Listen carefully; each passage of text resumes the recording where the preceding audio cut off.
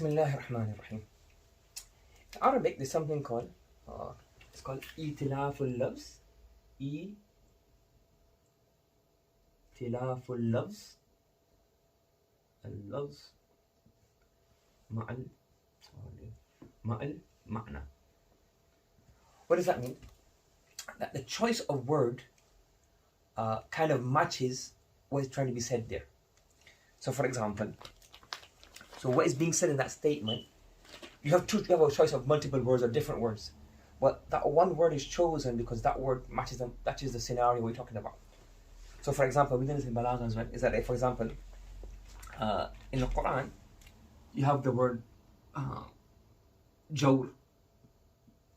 Jawr means oppression, Dhul means oppression, wrong, incorrect.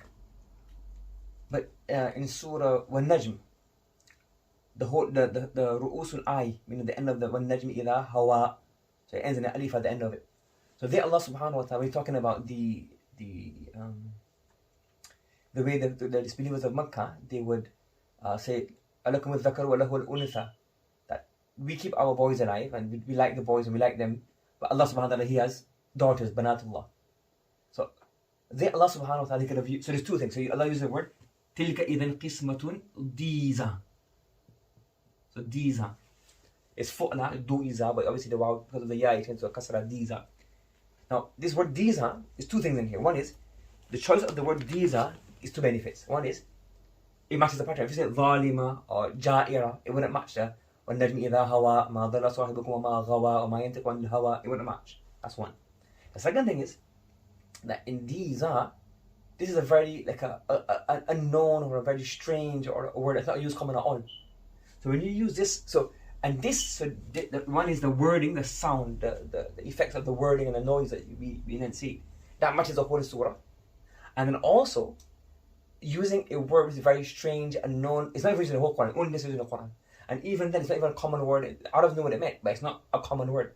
That kind of adds up with, so the strangeness, the peculiarity of this word matches hand in hand with the peculiarity and the like unknown or the weirdness of the actual division. Okay, you give to God what you don't want and you keep what you want.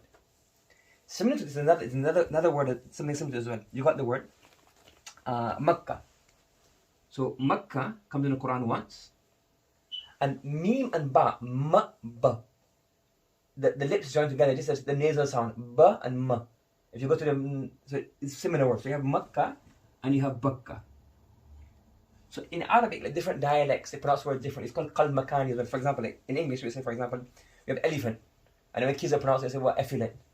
So you have certain words like that, you change it around, and the letters get changed around. I can't remember that. It's in a book. I can't remember what they are. But you have a word where you can change it around. It's a slight pronunciation, different qaba'il have different ways of pronouncing. So the word Bakka, it comes in a few historical narrations as well. So the word Makkah and Bakka is used both in the Quran. So simply, okay, both two names for one thing, right? But if you look at it more, again, itilaful lafz ma'al ma'na, the choice of words, so this is the common one, this is the standard. And that's how the people in hadith, etc., the word Makkah is always used. But the word Bakka is also, but why has the word Bakka in a particular verse? If you look at the word Bakka, so Bakka means Makkah, it refers to the city or the location of the area. So there's Makkah. But Bakka, it can be taken from the word Bakkun, in Arabic, it means what? Izdiham. And Izdiham means what? Izdiham means what? Crowding.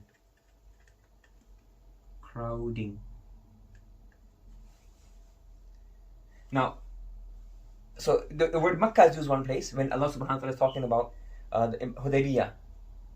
But where do you get crowding in Makkah most? Where's the busiest time? Hajj. So when Allah subhanahu wa ta'ala talks about the context of Hajj, well, the verse after that is what?